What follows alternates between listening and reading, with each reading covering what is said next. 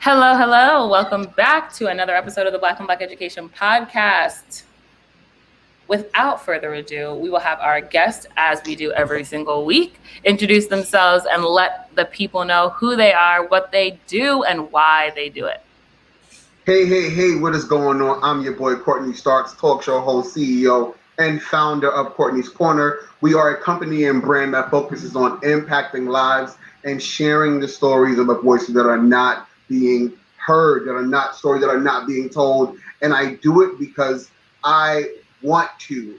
I want to create a platform that allows people of color, people in marginalized communities, an opportunity to get their voices heard across the board. Incredible. So yeah, give us a gauge. Like what drew you to to telling the stories of the untold? Like what was where did that come from? So I always tell people I was a chatterbox growing up, right? All through school, whatever. You couldn't tell me not to speak. Like that was one of the things that didn't work when I was in school. It didn't work when I was home. I got in a lot of trouble for it, but as I'm older now, it's paid off. You know what I mean? I'm here now. So for me, when I first started Courtney's Corner, it was about this conversation. It was about giving people an opportunity to feel like they're important, to feel like they're seen, to feel like they're present in the midst of so many different things going on in the world. And even when I cut it off due to my kidney failure and came back, I felt like the stories were bigger. We were going through a lot more, and it was now just being televised. It was put on social media. Back then in early 2000s, we didn't really have much social media. It was like just starting, So a lot of things were happening, but we weren't really obviously able to either see it or know too much about it or kind of hear it from a person's perspective. But in this land of social media, you can see everything now. Everything is kind of visual and it's happening like right there. And there are people who are suffering on the other end of that who, once those cameras stop rolling on ABC, NBC, CNN, whatever it may be, that Pandora's box is still being opened. There are people in our communities right now who are suffering and dying and can't pay for this and can't pay for that. Have nowhere to sleep, have nowhere to go, don't have access to these things, and no one is speaking about these. There are organizations out here in our communities that are not getting funding because they're not deemed mainstream, or what a person is doing is not deemed mainstream. So what I did with my platform was allow these people an opportunity to at least feel like they're being seen and feel like they're being heard. And by the grace of God, I have been able to create a platform that thousands of people hear. Before we spoke last week, I got picked up on Roku and Amazon Fire. So it just kind of goes to show that people are naturally wanting to hear these stories. There's a lane for everybody, and I'm just happy to be the vessel that can allow that to be.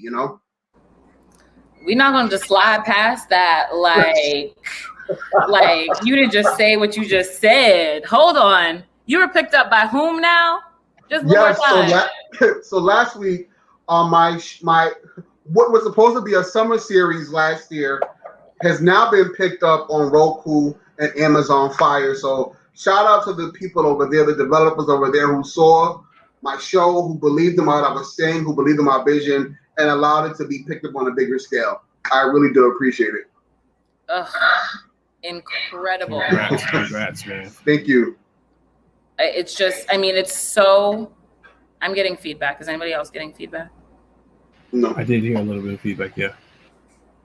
Okay, hold on. We're good. I don't hear it on my end. Yep, I don't hear it. We're good.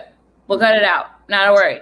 But no, that is so incredible because we don't hear about folks getting the opportunities that they deserve when they deserve them. And so it's so incredible that in this time, in this space where identity is just becoming more and more fluid, and conversations that we've never been having before are now just like needed. Mm-hmm. the space is being created for it. So I'm so excited about that. And so I'd love for you to like give some examples to folks so that they can tangibly see like what are the sort of conversations that you're having, what is the impact of them for you personally, and also the impact on your following, the people who know you, and the people who are sharing their stories, because that's also such a liberating thing to be able to share your story with people. Yeah, so we talk about things that are needed now, like such as financial literacy and what that means and what that looks like in the Black community, right? About saving, about investing. You know, we talk about generational wealth, but who is telling us about how to save our money the proper way? Like, who are these people? Because they don't look like us. We have a problem, right? These people aren't looking like us. We need to start gearing towards our own to kind of figure out how to combat those things. We talk about woman empowerment. You know, we talk about mental health awareness because that's big, and that's one of the other things that are not spoken about in, you know, Black or brown communities. We're speaking about like generational, this kind of a generational being of change, especially now with this new generation coming up and the shift. You know what I mean? From millennials to what Gen Z, X, Elemental P, wherever they are right now. The shift and kind of how do we kind of create paths and roads to lead them to greatness when we're lost. So we're having those conversations because they're needed, you know what I mean? And for as it impacts me, it always brings me chills. And my fiance, like it makes me nervous at first because you never know who is listening and what is being said and what's the impact until you hear it after the show is done. And a lot of times you'll get people in my DMs or people who are reaching out to my team and like, hey, like we actually needed to hear this because of this, I can do A, B, C, D. And it goes the same for the people who are coming on the show. You know, everybody's always hesitant, right? I'm just a boy from Brooklyn with a dream, right? Okay, I'm not on ABC, I'm not on Fox, but that doesn't mean that my voice isn't powerful. It doesn't mean my stance. But you are on Amazon and Roku, okay? Yes, you know what I mean? But, you know, so like it's always kind of like, okay, well, you got to come on and, you know, I show them some of the people who've come on, some of the celebrities who've come on the show. And it's that impact, so you know that, listen, people are listening. I remember back in 2010 when I first started, I think I told you this before, I had a Toshiba laptop in my grandmother's kitchen, period. That's all I had, a broken Toshiba laptop and a dream. And it's turned into now a full-blown studio production that I look back at and I go, it's all God, you know? It's all God.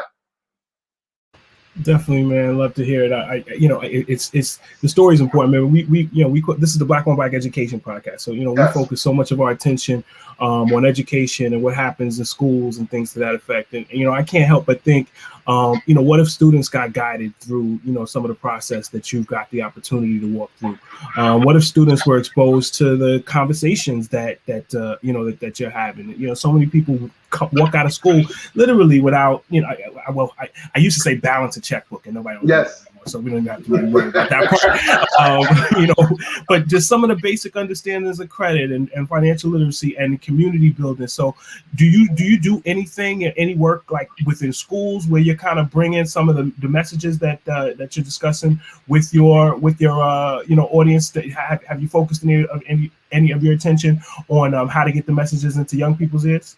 So what I do now is, you know, there are people in that vicinity for school. So what I like to do, and my goal is to catch them in the community, right? Like I'm the big brother, I'm the uncle, I'm the cousin. You understand what I'm saying? And I want to talk to you while we're in this community together, because you're going to go to school and you're going to hear 24, 25 different voices throughout your entire life. Let's get it at home, right? Let's have these conversations at home. So yes, we are actually doing a project right now, which is the Courtney's Corner Initiative. And basically, it is us pouring into our younger people in these communities and allowing them opportunity to find, well, actually kind of make their own decisions in the world. But by doing so, we're guiding them. So we're doing things like telling them how to give back to these people who are less than, like I was explaining to you before. Like we do drives, we do educational drives, we do book drives, like this basic reading. You know what I'm saying? Like getting a book in your hand, something that's tangible. There's so much more to life than Twitter. I'm sorry, no shade, but we need to start learning information that's inside of books that we had to learn when we were growing up. Like Theosaurus. Like, what is that, right? Like, if I told a kid about Theosaurus, he would scream, But we have to kind of get back into that. I'm just learning how to be leaders in our communities. What does it mean to kind of go from a boy to a man? Learning how to do something like make a resume, stuff like that. Giving them job preparation and things of that nature. So our initiative has kind of blown up over the last year, where we are now kind of pouring into the young people in our community. We literally just had a toy drive, and that was something that was really, really big for us because, once again, in my head, I don't see the lights glimmer. I'm just doing it from the bottom of my heart. And when I see the outpouring of love and reciprocation from people coming in, like, hey, we needed this in our community because our young people needed to know that there are people out there who genuinely care. It just makes it all worth it, I mean, yeah, I especially as someone who works with kids, I completely understand the difference between a child who sees that you see them and a child who feels lost, right? Yes. And so when you have somebody who decides to be a community organizer, to hold conversations about them and their experiences, like, the love is always going to come back because kids do appreciate what we do for them. They do appreciate when we pour into them. It's just a matter of how often is it happening, how much is it happening, and how do we scale it? So I would love for you to talk a little bit about being able to create inclusive conversations and like what that has been like for you, because a lot of people don't understand what it means to create an inclusive conversation. So talk a little bit about that.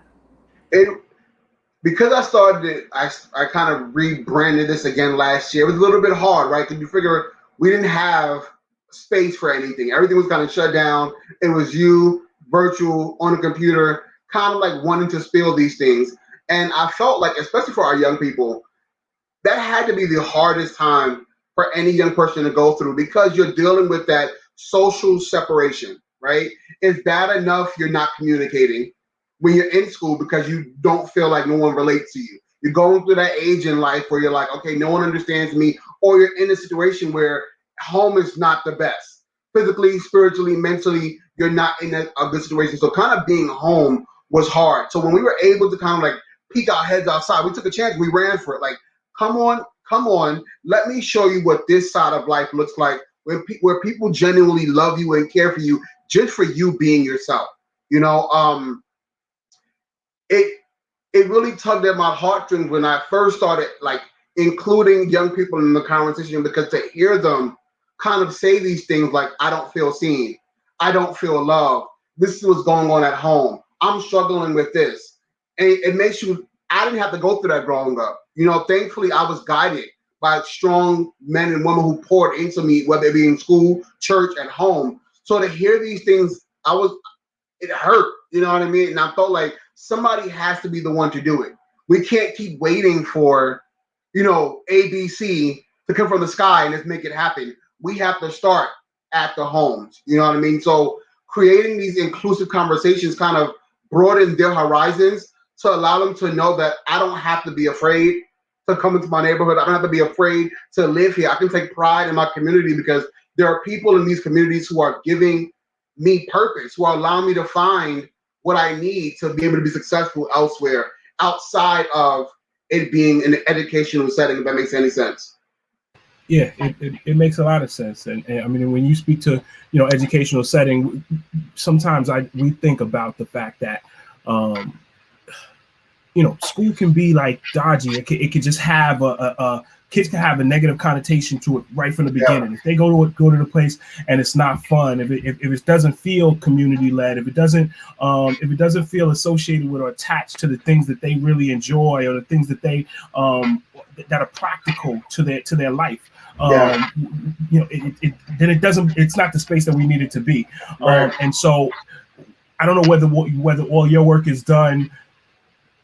The question is how how do we include more spaces where these conversations are happening? I would like it if school became a place, because they're there anyway, and you got a captive audience, and if you can, shift how they feel, that would be awesome. But if it's not happening in the school building, what are the things that you're doing besides your digital platform, which is obviously dope, to make sure that you're bringing this right into the kids' Ballywick and their home? So we need to have these, I feel like it's networking, we're doing right now with one another, can bring awareness and a bigger platform. We all have things, I may have something that you don't have, vice versa, right? And us coming together collectively to think outside of the school, the building itself. We are all living in these neighborhoods together. We're not in Mars, and we're here right now, tangible on Earth. So let's start creating, even if you're doing it at a park, you know what I mean?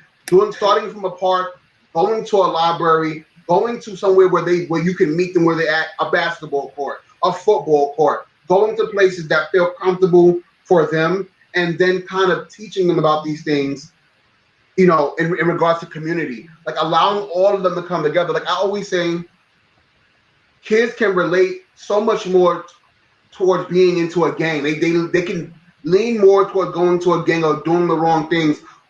What if we learn how to reverse that, right? What if we learn how to pour into them before they get that far, or allowing these leaders who are in the communities to actually go into them and start having these conversations? They're not hard. All it takes is people with the mission and the drive to want to get back and love on these kids, period. I'll just quickly add to what you're saying. Now I am hearing feedback. I'll quickly add to what you're saying. It's what if we figure out why they make the decision to join the gang in the first place? What is it that's missing? What are they searching for when they do that? And typically it's just to be a part of something. Everybody wants to feel like they are a part of something. And if again, you walk into school and it's just like, ew, you know what I mean? The teacher's corny. They don't look like me. They don't feel like me. I don't think that they understand me. Oh, but this kid, oh snap, he got swag. He's chilling. I kind of look up to him. He got the sneakers that I like. Some of these small, thick differences are the reason why somebody's going to go and rob the store to get into the gang or whatever the case may be. So it's. I mean, I love the fact that you're asking these questions and showing children that there's a different way, man. I was saying earlier, important. I agree with you.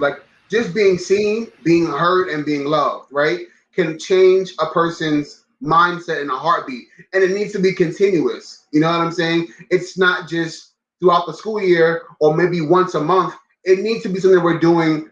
If we can do something every week, you know what I'm saying? Because what happens is this, and I think about even after school programs or summer camps or things that kids like to be a part of, those things end. I remember I got to a weird age in my life, and I'm like, okay, I'm going to these summer camps because you want to get away from home. You know what I mean? It's just something different. And you find this community that you love and that you can be a part of, and then guess what? It ends. So now I have to wait a whole nother year and go through the depression and the anger and all of these things that happen in my head that then make me feel like, you know what, let me find something else, right, Jamal? Like we were saying, and then those things sometimes happen to be negative connotations. So now what happens, or what do we do after a person leaves these programs, right, or takes a break from the program? So now I'm talking about, I'm going back to school. I have a teacher. The teacher's amazing, a mentor, whatever the case may be. But then school ends. What do we do to continue that mentorship so that the kids have something to look forward to than waiting until September to see that same person again? You know what I mean? Because then that longing for love and attention and care and concern is lost because that teacher has a life to live at the end of the day. And this young person feels left out, alone, hurt, scared, or whatever it may be, because now they confided in you this whole time. So when I think about the bigger picture, I think about all of us coming together as a collective, so that way when you're not there, at least I'm there, right? Or when I'm not there, she's there, or somebody else is there, so that way we have that structure there and they are comfortable enough to want to be a part, you know? Absolutely. I mean, what do teenagers want, right? They want to make money. They want to be accepted by their friends. They want to have a good time. And believe it or not, they want to learn. Yeah. Now, what they want to learn, yes, that's a whole different conversation. yes.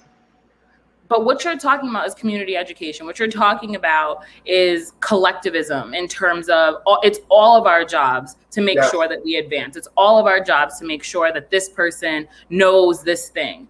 And I completely identify with you when you talk about the need or the want or the mourning of programs that you loved or teachers that you enjoyed. And if the school was the middle of the community, was the center of the community, you would never mourn that because you knew that those people would always be there. They would never leave you. They're not going anywhere.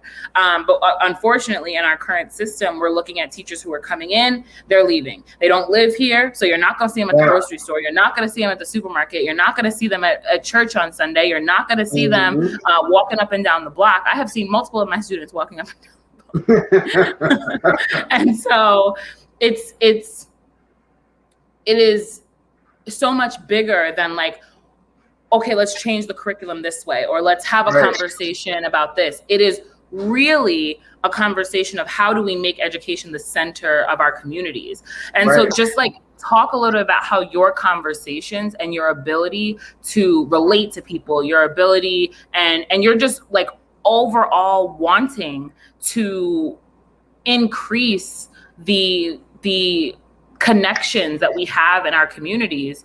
Talk a little bit about like, in the world that we want to see, what that begins to look like, what that begins to feel like, what is that freedom dream? What is that thing that doesn't currently exist yet? Just walk us through what that would look like for you to have that community education and these conversations to be mainstream. What would it feel like to live in a place like that? I think for me to live in a place like that, it's number one, treat them like they're human beings, right? And not like they're just these young thugs or these young hooligans or these young, whatever you want to call, whatever the society wants to deem them as. Like, stop putting them in the box because they're bigger than the box, right? Meet them where they are and allow them to progress to grow. And in doing so, us growing ourselves, right? Because we at times as adults, we put ourselves in, this is what we're going to do. We're going to get from A to get to B. And if you don't fit in what we have going on, then we can't accept you, right? So in my world, we are all accepting of everyone in the midst that we are changing ourselves to also allow them to realize that, we can be bigger and better than anything. We can overcome anything. And in doing so, it creates that comfort level, right? Because now I can trust you. I believe in you, and it's allowing me to also to believe in myself. I see you growing. I see you changing so that I can do the same thing. You are mentoring me. So now I feel like I can also do that to other people in the community, or younger people in the community. Does that make any sense? It makes perfect sense. And you're speaking to expectation. And it's been proven over and over and over again. You sit a teacher down in a room and you tell that teacher, these kids, they did fantastic last year. You got the smartest kids, in the world, and you do the very same thing. And those students happen to be the students that were not so hot. And then on the reverse, you tell the students that were doing fantastic. You're like, you're gonna have a hard time with these guys. You know what I mean? They're rough. One group of students' grades go up, the other ones go down, all as a belief of the person standing in front of the room and how much they believe and what they expect. People rise to the level of our expectations when our expectations are aligned with who those people are. So, it makes perfect sense what you're saying. So, talk about. You got the fly sweater on, and you know what I'm saying. I'm loving and favored. You're gonna have to show me where I can go cop that. I know you and Eva talk about Black folks and how we lead culture. Talk about that and then tie it back into how our culture can start to be driven towards one where education and learning are centered. So I wholeheartedly agree. I even go back to this TikTok thing, right? Where they're on a strike because they're like, listen, we're tired of you guys coming in here, taking our dances, what we find love and joy and peace, and flipping it out and then putting your name on it and making thousands of dollars. Meanwhile, we don't have a pot to piss in or window to throw it out of. We're tired of it, right? We're tired of being deemed like less than, where you've come in and you've taken our clothes, our looks, our skincare, and all of these things and are making it your own, right? And I feel like the same can be done with education, right? Education supposed to be fun. When I was in school, you couldn't get me out the building. You couldn't get me out because it was so much fun. There was so much care. There was so much culture. There was so much love and concern. And like you were saying something about my sweater, like even in what we wear, right? It can be educational. These things can be written out.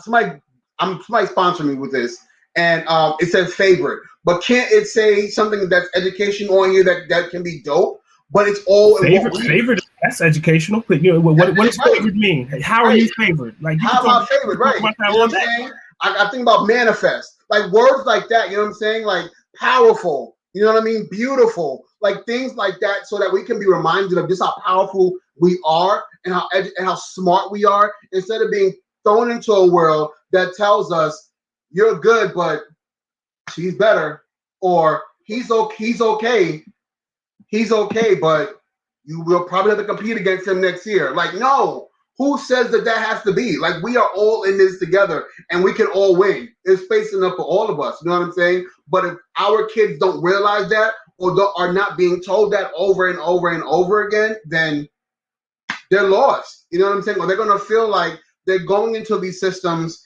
and the first thing they have to do is compete instead of just being, you know? Yeah, well, I mean, we say all the time that cooperation and collaboration are far, far, far better values than that of competition. And yes. Until we start to get that, it's it's not that I got an A and he got a B, and so I'm better. It's if you take 5 kids, you give all of them the very same test, and you say, hey guys, you guys do the test together. Guess what? Everybody gets 100. Right. Everybody gets 100 instead of, okay, he get 100, he get an 80, he get a 50. You don't look at each other's papers. That's not the way the world works. Right. So we got to make sure we got to stop school from being that way too. I agree. 100%. And I just want to hone in on our conversation about Black folks leading the culture, because absolutely. Did you see what they did to that Megan Thee Stallion song? Do you know what I'm saying? Do you hear what I'm saying? And they don't know what to do. They don't know what to do. Are horrendous because you now try to take something that doesn't belong to you. This does not belong to you. We do not belong to you. Period. Period. And I think it's so I love that in this conversation about education, on this podcast about education, we can talk about TikTok, we could talk about Meg Thee Stallion, we could talk about all these different things, because it is so a part of what our kids are walking into school with. Yeah. If you I had a teacher in high school who I made start watching Empire because that was my thing, and we would come in and talk about it every week. And he's like, I'm tired of being in here. Go watch it then. Go and now we have something to talk about, and we have a connection on a level we didn't have before this. Right. And so I want you to talk a little bit about what it looks like in a world. We're going back to our freedom dreaming, right? What does it look like in a world where people begin to recognize that we lead the culture, and we truly recognize that we lead the culture, and how we can, and what it would look like for us to take that ownership and use that ownership to then push our influence even further than what we already have. Yeah. I think economically and otherwise. Okay. I think for me, first off, is being proud of who you are, what you represent. Being proud of being Black, right? Being proud of being, dark skin, light skin, whatever shade of Black you are in this world. Being proud of that and representing that first, period, right? And then for me, honing in on what makes that special. So you talk about Meg Thee Stallion, who said it's wrong to listen to her? You know what I'm saying? We live in a society where people are saying that outside of our culture, right? All the people outside are saying, oh, it's bad, it's this and it's that, it's distasteful, but are then making money on what our culture represents. The same thing that they've turned around and said, oh man, these are thugs, these are this, these are that. But then you turned around and then flipped it and then made thousands of dollars on what you stole. You know what I mean? So once we realize our power, once we realize our value and how much money that creates for everybody else, I don't want to start naming like, you know, other races, because I can go there. I don't mind, but I'll keep it cute for right now. Once we realize that what we have is so much more than this bubble, and we realize how much our culture has been seen around the world and is embraced around the world, and realize our strength and our power and numbers and our unity together and what we collectively can do, that freedom that you talk about, that freedom thing that you're talking about will be a lot more acceptable. But we need to be able to say these things and to not be afraid of what we're doing and not be embarrassed or scared about what we're going to bring to the world. You know what I mean? A lot of us are afraid because we don't want to be judged, or we're seeking validation secretly. That's what it is. A lot of times we're like, oh, we don't care what nobody says. Meanwhile, if Brother Joe says take it down, or Brother Joe said this is not proper, we're taking it down because we want to make sure we're pleasing him. Screw them. It's not about them. It's about your happiness. It's about what you're producing to the world and the money you're going to make behind it and the generations that are going to feed off of what you're doing. Absolutely. I mean, so many people have so much to learn of all these businesses that tried to start, oh, hot girl summer, this hot girl, she said, trademarked, don't play with me.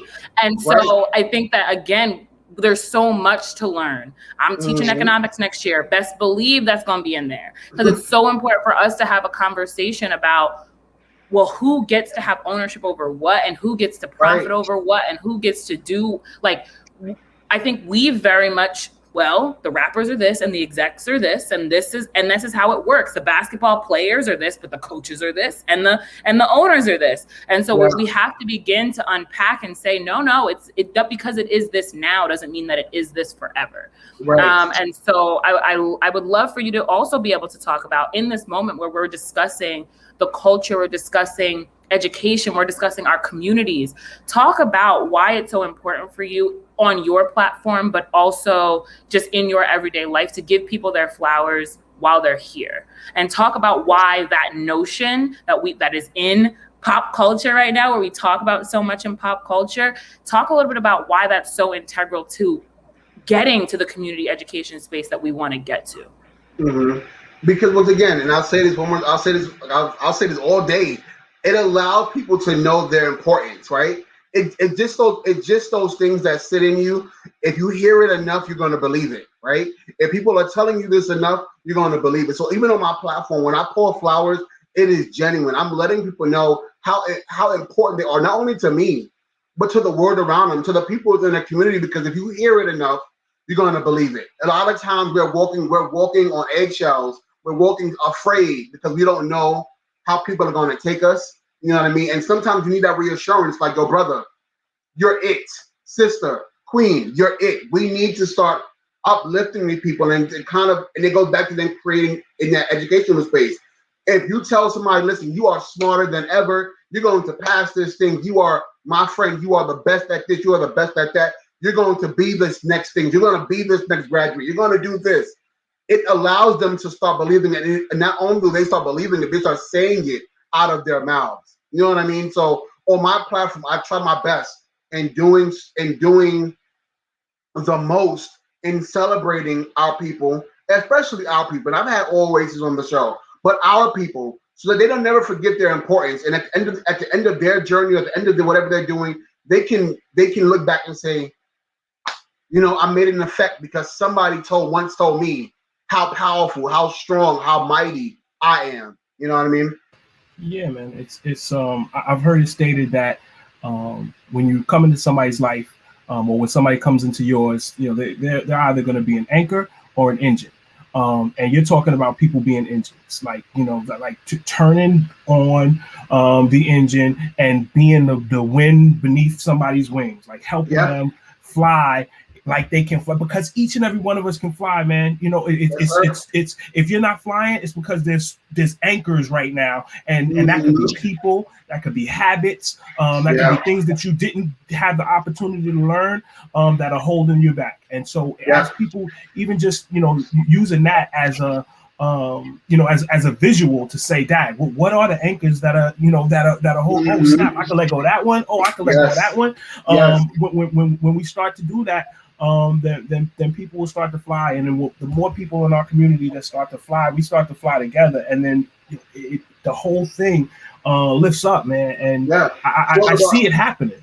It's all about adding value in somebody's life, right? Like you said, those anchors. If you start realizing and saying to yourself, this is not adding any value to my life, or the people who are going to come into it later on, you're going to throw these things away, right? All these negative habits, all these people or things that are weighing you down, so that way you can soar, right? And not only for yourself, but for the community, for the people, for the family, or your loved ones that are around you, so that they can soar as well.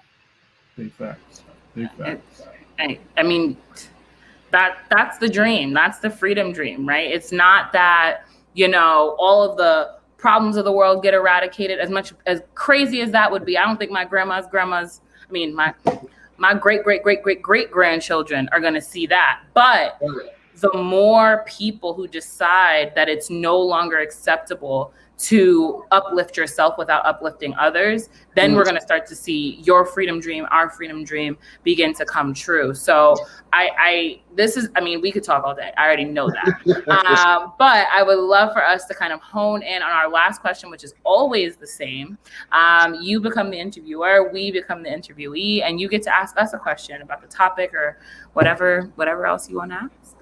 So my question to you guys is, after having this conversation, what do you feel like needs to be done to start taking kids from the school aspect of community and where they should feel comfortable and developed or whatever, and actually doing this in the community? What programs do you think should be available, should be happening right now to kind of keep them on board? So I'll start, and I'll say that I don't have all of the names of the programs that are happening right now, but they are happening. One of the things that I don't like saying it's fortunate to come out of the pandemic, but when something negative happens, you look for seeds of opportunity there. And the federal government is pumping a whole bunch of money into summer programs, into after school programs, into saying, how are we going to go about the business of picking up, this learning loss. So there are lots of programs, and there's lots of money out there now. I can see there being, slush funds where money winds up in places where it's not necessarily effective. So it's my sincere hope to kind of keep my eye on, who's doing what, saluting and celebrating the people who are doing incredible things and bringing those stories out to the world. And then, if there's people out there who are being shady with the people's funds, then, maybe a little bit of shame, what I'm saying? Yeah. So people say, you know what, maybe I'm not going to do that in the future because, black on black education ain't hearing it. At all. And then just to talk a little bit about like what those programs would look like, what they would feel like. They would look and feel very similar to what we've talked about today. I think students would want to come and they wouldn't want to leave. And that would be because we would be, yes, let's figure out this math that you missed over the course of the time that you were on Zoom. Let's talk about this history that you missed over the time you were on Zoom. But let's also talk about what are the things that you saw on TikTok on those endless hours that I know you were on TikTok and not in class. Let's talk a little bit about like what you saw, what inspired you, what made you laugh. How do you get to create those things? Oh wait, we about to take this TikTok together? Great, let's do that for 5 minutes while we take a break between math and ELA. Oh, you don't like to read this type of book? Well, let me try out this graphic novel. Let's try out this thing. It would really be about giving kids the opportunities to see the things that they love, to see the things and have that thing be regarded as a part of their education, have that thing be regarded as something that makes them incredible, have it be regarded as something that is not just a pastime. Because I don't even like, hobbies are cool, but we need for people to be able to acknowledge and support their passions. And that should be just as important as knowing A squared plus B squared equals C squared. Like just as important, because unfortunately one of those things is going to drive us to who we're going to become, and one of those things is going to be the thing that never leaves your brain because you've been told it so many times, but you never use for the rest of your life. So we have to get our priorities straight, and programs in the community give the opportunity to do that. Because as a teacher, the state tells me what I could say. Not what I can day, but they tell me what I can do. They can tell me what I can teach. They can tell my kid whether they can graduate or not. So then priorities get a little crazy. And so until the policy matches what we see, what we feel, what we believe, we have to have programs in the community that give students these opportunities. Because then what happens when they leave school with all this junk in their brain, the passion got drowned out. The excitement, the love for learning got drowned out. So that's kind of my hope. I just want kids to be able to have more and more spaces that give them the opportunity to seek out their passions while also getting the academic support that we know that they need after this year. But specifically in communities that I serve, they've been failed from kindergarten. Yeah. So they need the spaces to help them get where they need to be because the system has failed them. Yeah. And I guess and to kind of add to that also too, not feeling like the bad student, right? Not feeling like, oh, well, I'm going to be punished because I don't get this. I don't understand this. But like you said, to create those spaces where, okay, I didn't get it this time, but this teacher or this mentor or this tutor is going to make me feel comfortable in knowing that both can exist, right? I can love this and this be something that I love, but this educational piece is just as important. And I need to learn to love this too. So that way, when I put both of them together, you know. Yeah, and it's just small changes. I mean, I say it very often. You give a kid a 50 on a test. You know, there's two ways to look at it. It can be with a big red F, and you know you got half the questions wrong, and you are a failure. Or it could be, oh my goodness, you bright little kid, yo. You got half the questions right. What do we got to do next to get the other right? And one of them, the kid is like this, and another one they're like this, and this is how you learn. You know what I mean? This is how your brain, stays on, man. So it's we love what it is that you're doing. Welcome to Team Black on Black Education. We look forward to coming on Courtney's Corner. You know what I'm saying, and being involved with the various different initiatives that you got going on. Let's continue to do this work together, man. What else, if anything, do you want to leave folks with? How to get in touch with you? What type of support that you may need? Share any last thoughts. Yes, so we definitely are in need of some more volunteers with our community initiative. It's grown bigger and bigger, and we want to keep taking that higher and higher. But we need the help of the people in the community. And a lot of times, people they say a lot of things, but then they don't follow through. I need people who are going to follow through and give it 110%. You can always follow me if you have any questions, comments, concerns at Courtney Starks Official on IG. I do reply really fast because honestly, my phone doesn't leave my hand at all. It really doesn't. I feel like I sleep with it sometimes. Like it really leaves my phone. But I do feel like we need to remind our kids that they don't get the right to give up. They don't get the right to give up. Like we cannot allow that to be. There are so many people who need their stories in order to cross. So we need to be the ones who are allowing them to soar so they can believe that. So if you're watching here today, you're a young person, don't give up because somebody needs to hear your story today. Big facts. Thank you so much, Courtney. We appreciate am I the only one here now? I'm here. Oh. Yeah, thank you so much, man. We definitely appreciate you being here. And like I said, we look forward to connecting with you. That is another episode of the Black on Black Education Podcast. Peace, y'all.